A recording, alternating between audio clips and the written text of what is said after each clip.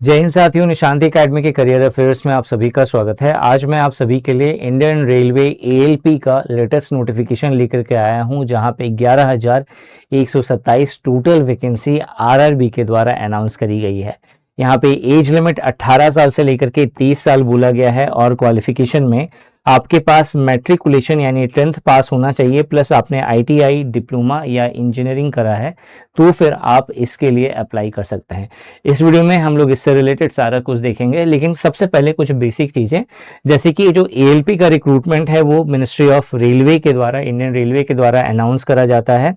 ठीक है, जो बोर्ड है वो है आरआरबी यानी कि रेलवे रिक्रूटमेंट बोर्ड।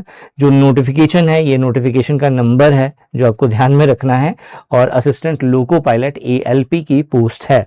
ठीक है, यहाँ पे आपको लेवल 2 7th सीपीसी के अकॉर्डिंग आपको सैलरी मिलती है, और एप्लीकेशन का प्रोसेस पूरा का पूरा ऑनलाइन होना है। लास्ट डेट अप्लाई करने का 14 जून है, जो आपको ध्यान में रखना है। 14 जून 2026 से पहले तक आपको अप्लाई कर देना है। और अगर आप अप्लाई करना चाहते हैं तो जो ऑफिशियल साइट है, ये बहुत इंपॉर्टेंट है, ऑफिशियल साइट जो है वो है rrbapply.gov.in। इस साइट पे जाकर के ही आपको अप्लाई करना होगा। एजुकेशन क्वालिफिकेशन में जैसे मैंने बोला, जो पहला ऑप्शन है वो है आपका 10th होना चाहिए, प्लस आपने आईटीआई करा हो। दूसरा ऑप्शन है कि आपने डिप्लोमा करा होगा, अगर मैकेनिकल, इलेक्ट्रिकल, इलेक्ट्रॉनिक्स या ऑटोमोबाइल में, तब आप अप्लाई कर सकते हैं। और जो तीसरा ऑप्शन है वो है आपके पास डिग्री होनी चाहिए मैकेनिकल, इलेक्ट्रिकल, इलेक्ट्रॉनिक्स या ऑटोमोबाइल में, तो भी आप अप्लाई कर सकते हैं।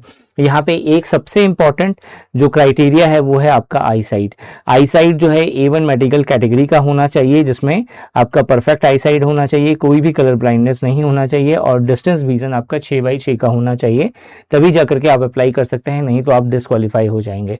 रिस्पॉन्सिबिलिटी की बात करें तो यहाँ पे जो जॉब प्रोफाइल मेंशन करा गया है उसमें सबसे पहले आपको असिस्टेंट ट्रेन ड्राइवर का जो है काम मिलता है, जहाँ पे आपको लोकोमोटिव जो इंस्ट्रूमेंट्स हैं उनको आपको मॉनिटर करना होगा।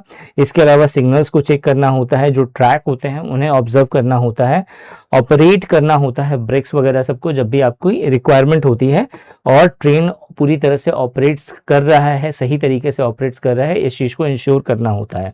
यहाँ पे वर्क नेचर की बात करें तो रैशनल ड्यूटी, नाइट शिफ्ट भी आपको मिलती है, लॉन्ग वर्किंग आवर्स दिया जाता है, हाई रिस्पॉन्सिबिलिटी होती है, और स्ट्रिक्ट डिसिप्लिन को फॉलो करना पड़ता है।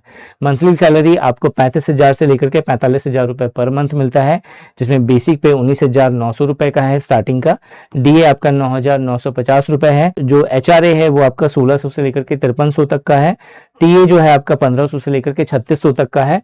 रनिंग अलाउंस की बात करें तो 4,000 से लेकर के 8,000 तक का है।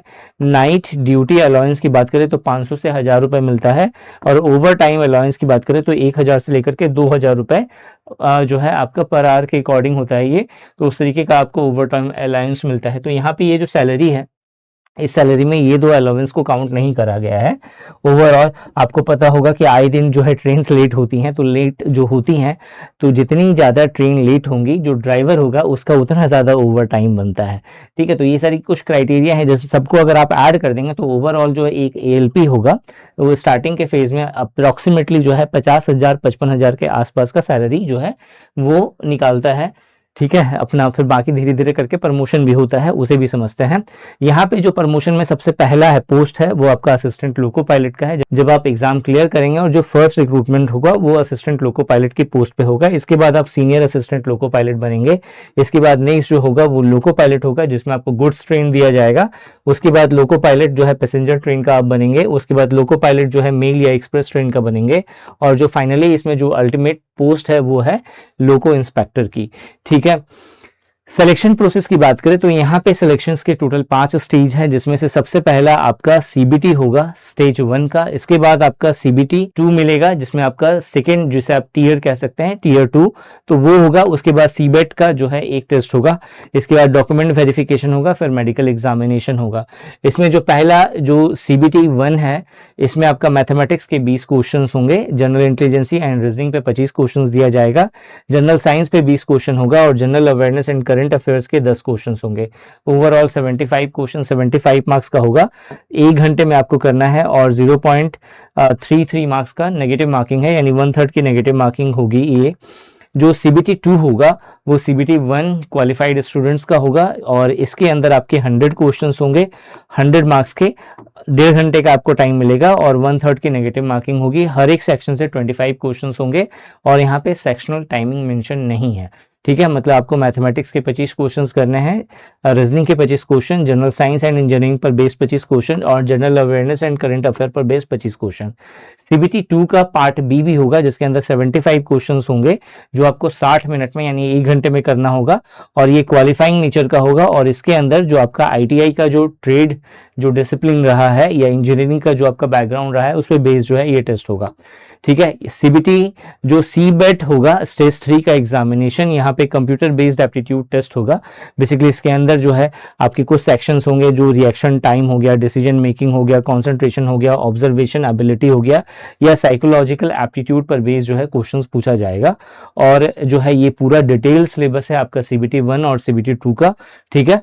तो यहाँ पे आप चाहें तो स्क्रीनशॉट ले सकते हो और इसका बेस्ट प्रिपरेशन करना है तो निशांत ई अकेडमी का एप्लीकेशन प्ले स्टोर से डाउनलोड कर लीजिएगा। वहां पे आपको इससे related courses and test series मिल जाएगा। बाकी आप वॉरियर पास के द्वारा भी और टेस्ट पास के द्वारा भी जो है इसका प्रिपरेशन करते हैं। अगर आपने पहले प्रिपरेशन करा हुआ है तो ये दोनों के द्वारा आपको ब्रशअप करने में, चीज़ों को रिवाइज करने में बहुत ज़्यादा हेल्प होगी। इस वीडियो में यही था। Thanks for watching this video and wish you good luck for your paper.